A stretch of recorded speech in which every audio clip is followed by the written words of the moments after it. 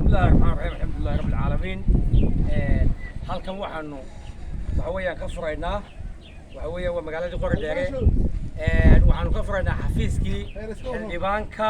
Abubakar Faarax ayaan waxa weeye xafiiskii ugu horeeyay koobaad ee laga furo weeye number 1 waanaga saaga furaynaa waxaana qarashaadkiisa iyo hawshiisa qaabilay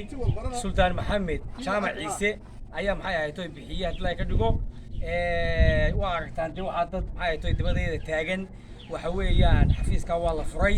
waanaga imika xariga ka jarayna imikana waxa ku wareejinaya suldaanka ku soo dhaw sultaan. bismillaahir rahmaanir rahiim assalaamu alaykum wa rahmatullaahi wa barakaatuh. halkan waxaan ka salaamayaa dhammaan reer Qordheere guud ahaan salaan kadib halkan waxaan furaynaa xafiiska koowaad ee Qordheere ee xildhibaan Abubakar Faarax Warsame xildhibaanka cali badde maanta u sharaxan xafiiska koowaad ama Barra Abdiraxmaan caymeed u shaqeeya in loogu ololeeyo oo magaranaysaa loogu shaqeeyo sida odayaasha sheegayna waa xafiiskii koowaad ee Qordheere laga furo marka aad iyo aadna wada salaaman tihiin furahana waxaan ku wareejinayaa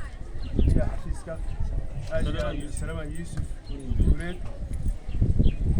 بسم الله الرحمن الرحيم ان شاء الله قول